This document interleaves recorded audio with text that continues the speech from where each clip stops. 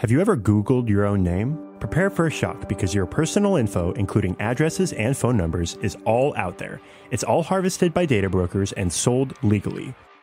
Aura is a personal digital security service that scans the internet for your sensitive information and provides a full suite of privacy-enhancing tools. For a limited time, Aura is offering listeners a 14-day free trial at aura.com/safety. That's AURA.com/safety to learn more and activate the 14-day trial period. Acast powers the world's best podcasts. Here's a show that we recommend.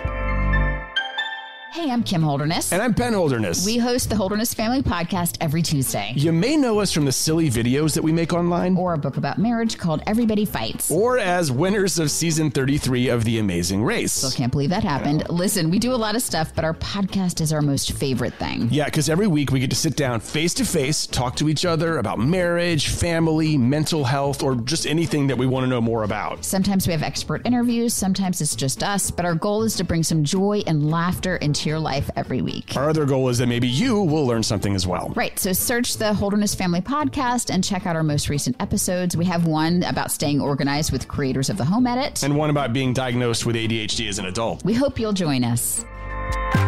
Acast helps creators launch, grow, and monetize their podcasts everywhere.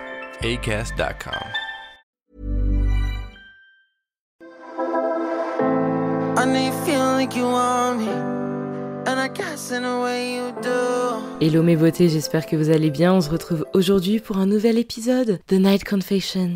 Une nouvelle semaine, un nouvel épisode. Et vous êtes toujours en compagnie de Manon, a.k.a. moi, a.k.a. Daring Tia, a.k.a. la meuf dont vous allez trouver tous ses réseaux sociaux dans la barre d'infos comme d'habitude. J'espère que vous êtes en giga forme. Alors, il fait beau ces jours-ci. Donc, je suis plutôt en forme personnellement, j'ai plutôt de l'énergie personnellement, en plus j'ai repris le sport, donc je suis dans une mouvance très positive, ou en tout cas, j'essaye de me faire croire que j'y suis, parce que pretend, c'est bien aussi. Je suis en train de vous apprendre à vous mentir à vous-même. Oubliez cette idée-là. Alors aujourd'hui, on se retrouve pour un épisode avec un titre très très alléchant, ma foi. Quelque chose qui va appeler toutes les personnes qui détestent leurs ex à venir cliquer, ou bien tous mes ex à venir cliquer. Non, je me fais rire moi-même parce que c'est assez rigolo quand même comme sujet. Mais c'est un peu comme la légende de la méchante belle-mère, vous savez. Les ex-copines, elles sont toujours folles et les ex-copains, ils sont toujours toxiques. Il y a, vous savez, toujours ce nuage ambiant qui est là. Mais est-ce que c'est réel ? On va se pencher un peu là-dessus aujourd'hui et papoter. Et bien entendu, vous le savez, jusque maintenant, on ne commence pas un épisode de Night Confessions sans se tourner vers la chose qui m'a fait kiffer cette semaine. Et personnellement, ce sont les préparatifs des festivals musicaux de cet été. Parce que j'ai commencé à rentrer dans ma festival musique era il y a quelques années déjà, il y a 4 ans, un truc comme ça, et je suis en train de l'intensifier en fait, donc on est en train de faire les préparatifs avec monsieur pour aller aux Ardentes à nouveau à Liège, où j'espère que je vous retrouverai encore en masse. L'an dernier, j'en ai rencontré plein d'entre vous là-bas, c'était genre trop cool. On va aussi faire le Delta Festival que j'ai fait l'an dernier, cette fois-ci, monsieur va découvrir. Faut que je regarde Wheel of Green ainsi que Lollapalooza, si jamais il y a des têtes d'affiche qui m'intéressent. Mais le numéro 1, c'est quand même les Ardentes, parce que là, les Ardentes, on est sur Aya Nakamura, Travis Scott, Central C, Kendrick Lamar, Gazo. On est sur... Il y a DC's. En fait, il y a plein de monde. Il y a plein de monde, et en plus, franchement, si vous avez jamais fait de gros festivals, je vous recommande les Ardentes. Pourquoi ? Parce que vous êtes à Liège, qui est une petite ville, mais quand même... Enfin, une petite ville. Je suis parisienne. Désolée, les Belges, les Liégeois.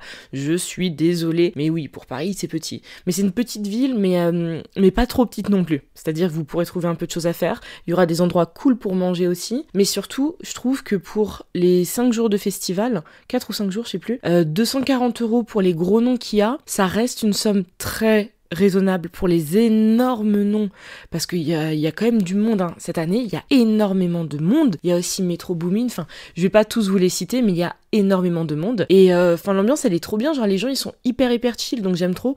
Donc si jamais vous songez à tester du festival, n'hésitez surtout pas pour les Ardentes, parce qu'en tout cas, nous, on avait adoré. Et donc, c'est le moment de se tourner vers le sujet du jour. De manière assez générale, on dit souvent, vous le savez, vous connaissez cette expression, je pense, cet adage, j'adore ça, cet adage. Alors on dit que l'histoire elle est racontée par les vainqueurs. Vous le savez, en général c'est au niveau des guerres, c'est au niveau aussi de la colonisation, voilà. Mais dans tous les cas, une histoire aura toujours deux versions.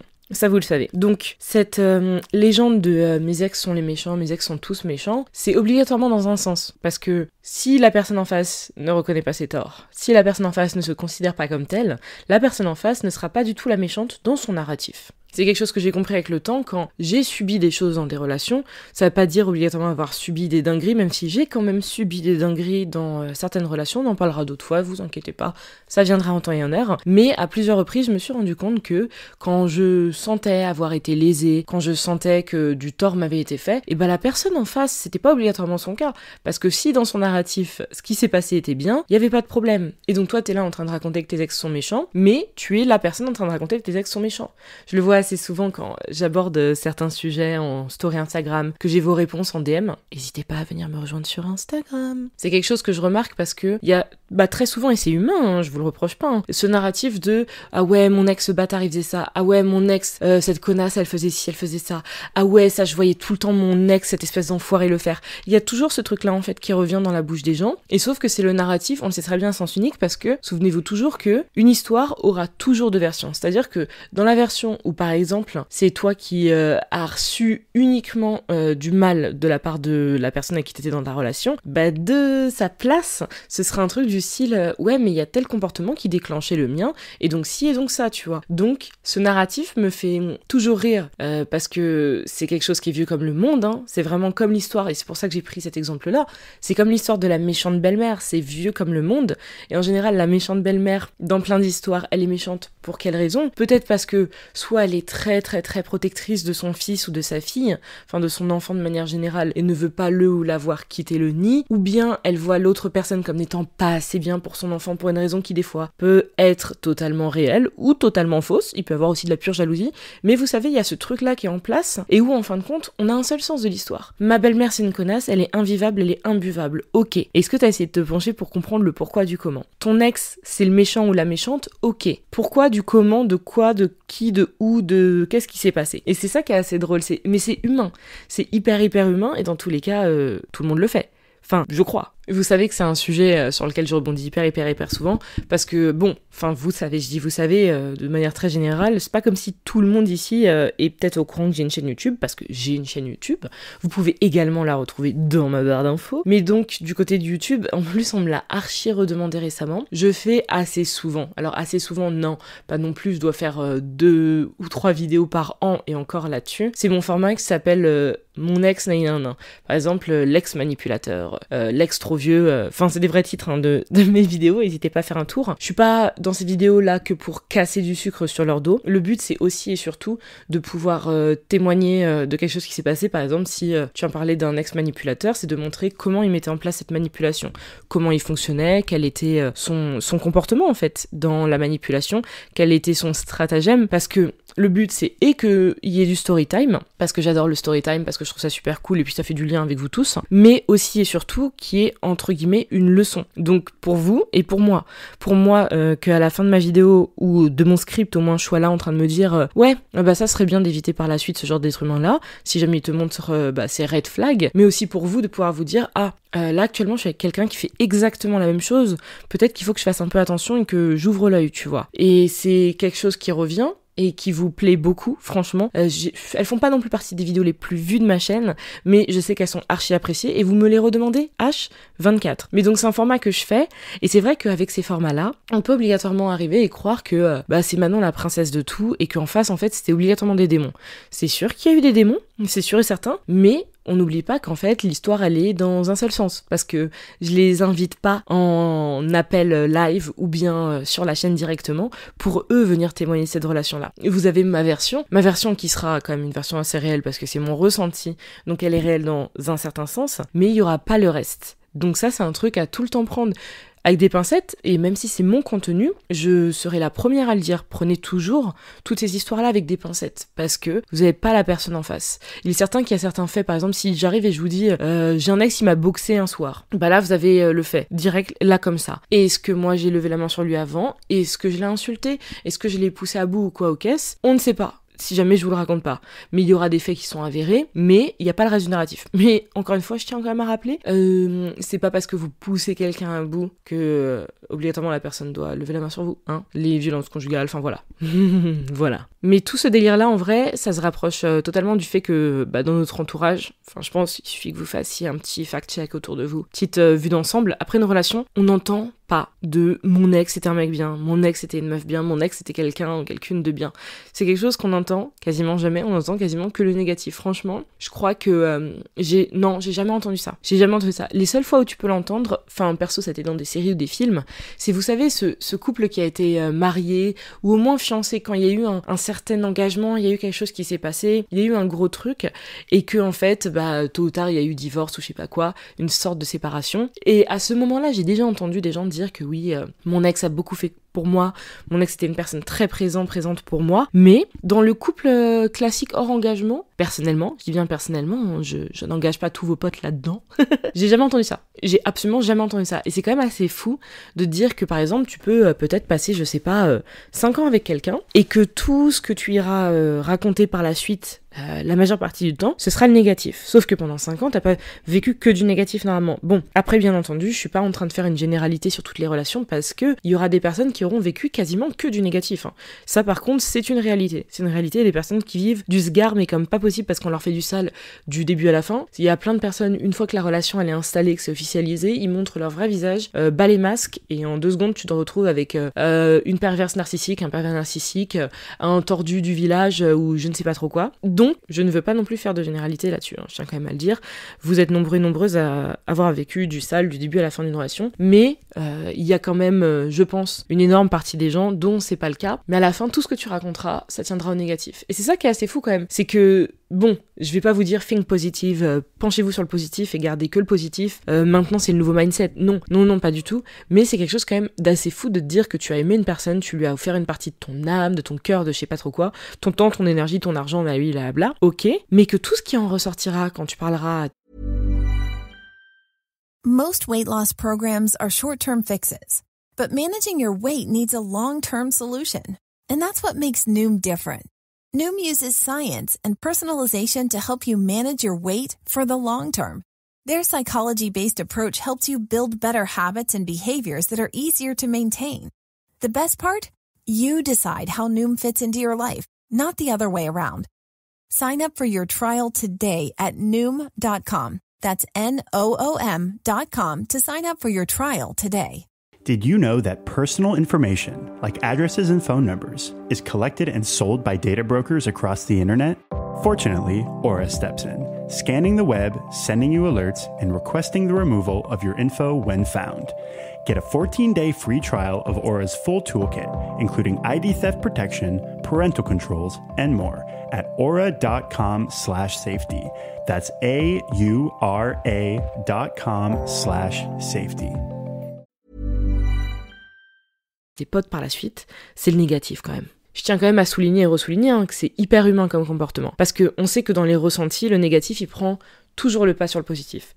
C'est-à-dire que, par exemple, on va prendre une semaine où il va faire beau, un temps qui va être plutôt agréable et tout ça. Il y aura un jour où il y aura un temps, mais plus que merdique en fait. Il y aura de la grêle, il y aura un vent de zinzin, de la grosse pluie et tout ça. Tout ce que vous allez raconter à quelqu'un que vous aurez au téléphone, ça va être la journée de temps lasdeg.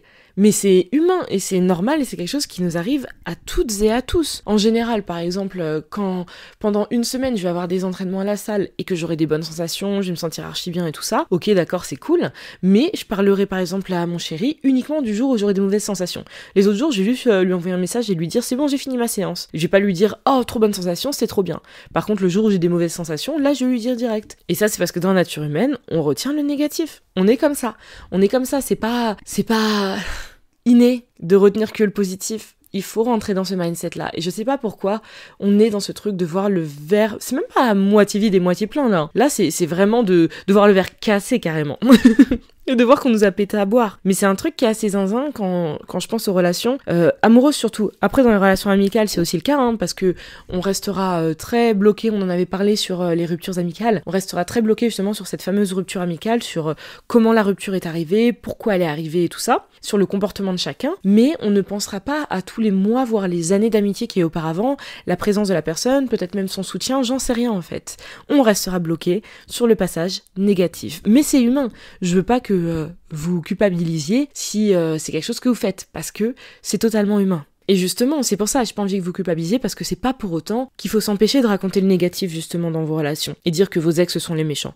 Ou même de le penser, parce qu'il y en a qui vont finir par carrément se culpabiliser de penser uniquement ça. Car en fin de compte, c'est que ça a sûrement été réel, en tout cas de votre côté, ça a été réel dans une certaine propension, obligatoirement. C'est-à-dire que si, à la fin de 5 ans de relation, j'aime bien choper les 5 ans, si à la fin de 5 ans de relation, ce que tu arrives à dire de ton ex, c'est que c'était un connard ou une connasse, c'est que quelque part, il y a des choses qui t'ont amené à penser ça. Excepté, bien entendu, si tu es cette personne qui veut obligatoirement avoir le beau rôle. Il y en a qui sont comme ça existe totalement. C'est pour ça qu'il faut que vous fassiez attention quand vous vous mettez en couple avec une personne, de la manière dont il ou elle parle de ses ex. C'est une chose de raconter ce qui s'est passé, ça en est une autre d'avoir ce jugement constant de c'était un connard fini, ah mon ex elle est folle, hein, mon ex elle est folle. De toute manière, chaque fois j'ai remarqué, quasiment chaque fois, qu'un mec a pu me dire ouais mon ex a été folle, et que je grattais pour essayer de comprendre, en fait c'est un comportement qui a mené à ce que la personne devienne folle. J'ai eu une fois où oui, il y a une meuf, elle était complètement zinzin, et j'étais là en mode ah ouais gros t'as vraiment souffert par contre de ce côté-là. Mais à 98% du temps, je me suis rendu compte que non, c'est ton comportement en fait qui l'a entre guillemets rendu folle. C'est tout le 1 + 1 + 1 + 1 + 1 qui a été la dernière goutte qui a fait déborder le vase. Et sauf que toi, t'as uniquement eu l'explosion et le changement dans ta tête. Encore une fois, on ne retient que le négatif. Mais très souvent, tu te rends compte que le narratif d'une seule personne, c'est pas là-dessus qu'il faut se reposer. Même si, encore une fois, ce ressenti a été réel. Pourquoi ? Parce que même le gars, désolé d'enfoncer messieurs, mais même le gars qui va te dire que son ex est folle, en soi-même, c'est une vérité que lui a vécue. C'est-à-dire qu'elle est devenue zinzin pour lui. Donc c'est une vérité d'un moment, mais c'est pour ça que le narratif est hyper intéressant, je trouve, à gratter, pour essayer quand même de voir, est-ce qu'elle était vraiment folle, ou est-ce que tu l'as rendue folle ? Parce que si les ex sont souvent vus quand même comme toxiques, les belles-mères comme méchantes, est-ce qu'il n'y a pas une part de vérité ? Est-ce qu'il n'y a pas aussi une part de mensonge ? Bien sûr que si, il y a une part des deux. Je vous l'ai dit, la belle-mère, faut essayer de comprendre pourquoi ta belle-mère, elle est imbuvable avec toi. Qu'est-ce qui se passe ? Est-ce que c'est une personne qui est très, ce qu'on appelle mère poule ? Est-ce que c'est ça ? Ou est-ce que en fait, il y a tout un autre truc ? Enfin, est-ce que c'est une personne qui a vécu malheureusement du sale avec sa propre belle-mère ? Parce que c'est ça aussi, oubliez pas, le schéma reproductif chez l'être humain, c'est quelque chose qui est réel. C'est dans tous les cours de sociaux, c'est quelque chose qu'on étudie. L'être humain, c'est une machine à reproduire les comportements et même les comportements négatifs. La personne qui s'est fait battre par ses parents est une personne qui soit sera tout le contraire, soit sera exactement comme son parent, malgré tout le sale qu'il ou elle a vécu. Donc, est-ce que ta belle-mère, qui est imbuvable, est-ce que sa propre belle-mère n'a pas été imbuvable ? C'est une chose qui est répétée, même inconsciemment. En fait, c'est tout le temps ça. C'est tout le temps ça. Ça veut pas dire qu'il n'y a pas de vérité dedans.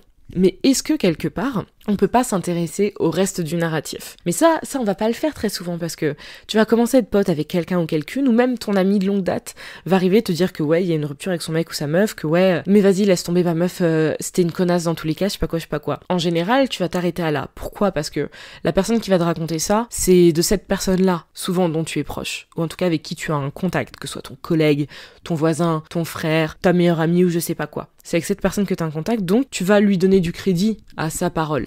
Mais fouiller le narratif dans les deux sens, moi je trouve que c'est quelque chose qui est quand même assez intéressant. Et c'est pour ça que dans mes prochaines vidéos où ça va parler de mes ex sur YouTube, c'est un truc que je vais, je pense, un peu plus explorer. De certes donner mon avis, de poser la réelle problématique de cette relation-là, mais aussi peut-être d'essayer de comprendre pourquoi on en est arrivé là, pourquoi ça s'est passé ainsi, pourquoi il a été comme ça. Est-ce que c'est par rapport à moi ou est-ce que c'est par rapport à qui cette personne est dès le début en fait ? Parce que bon, on en a des clichés qui sont basés sur des réalités, ok d'accord, mais quelque part, est-ce qu'il n'y a pas aussi des exagérations ?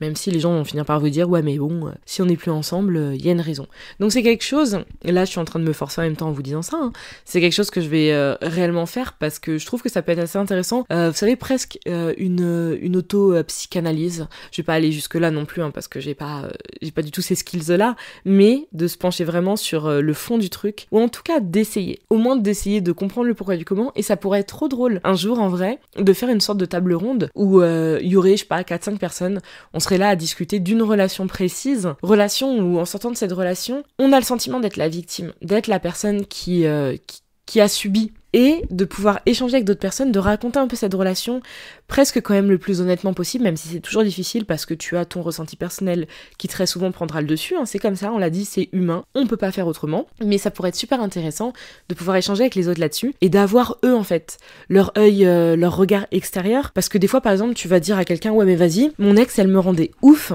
chaque fois que le ménage était pas fait, que la vaisselle était pas faite, que je sais pas quoi, elle hurlait, elle me cassait la tête. Et donc ce serait bien si t'as une personne en face qui gratte et qui essaie de comprendre, ok, mais en général, ce ménage-là, est-ce que tu as vu si toi tu faisais à peu près la même partie qu'elle? Est-ce que tu t'es pas dit quelque part que c'est une personne qui aime ce standard de propreté? Est-ce que tu t'es pas rendu compte que c'est quelqu'une qui, quand la personne râle là-dessus, c'est qu'elle a une fatigue accumulée, il y a d'autres choses, et que c'était la goutte de trop? Je trouve que ce serait trop intéressant qu'on soit assis comme ça et qu'on puisse échanger et que les autres puissent mettre le doigt de manière hyper positive. Donc n'hésitez pas à me le dire, faire un retour en DM et tout ça. Ça pourrait être trop cool, je pense, de mettre un truc comme ça en place. Pas obligatoirement avec du youtubeur connu, hein. Mon but c'est pas que ça pourrait être trop cool avec vous aussi. Donc voilà pour moi aujourd'hui mes beautés, j'espère que le petit épisode du jour vous a plu. Je vais refaire une annonce dans pas longtemps en story Instagram, raison pour laquelle vous devez me rejoindre par là-bas, pour un épisode du répondeur, donc n'hésitez pas à faire un tour par là-bas, ou bien si entre-temps vous avez envie de me raconter votre petit problème du moment, votre questionnement du moment,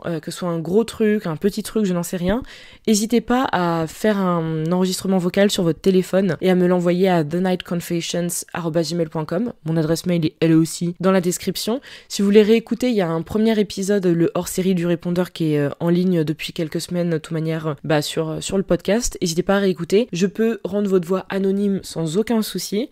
Donc n'hésitez surtout pas, parce que c'est très cool, ça rajoute encore un peu plus de lien entre vous et moi. Et surtout, je vous le rappelle, si vous n'avez pas encore noté le podcast sur la plateforme où vous écoutez, n'hésitez pas à aller balancer votre note. Si c'est un 5 étoiles, c'est encore mieux. Ça me fait toujours super plaisir. Moi, je vous dis à très bientôt. Prenez soin de vous. Mouah. Peace, guys. If I'm honest, I'll just make you cry. Did you know that personal information, like addresses and phone numbers, is collected and sold by data brokers across the internet? Fortunately, Aura steps in, scanning the web, sending you alerts, and requesting the removal of your info when found. Get a 14-day free trial of Aura's full toolkit, including ID theft protection, parental controls, and more at aura.com/safety. That's AURA.com/safety. Acast powers the world's best podcasts. Here's a show that we recommend.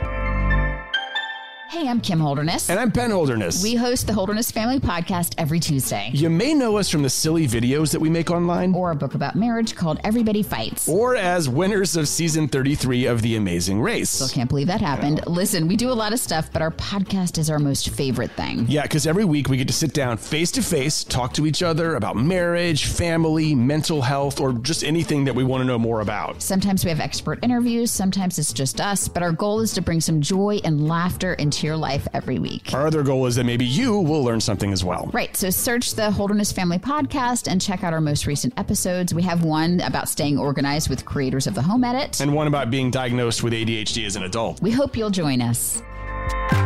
Acast helps creators launch, grow, and monetize their podcasts everywhere. Acast.com.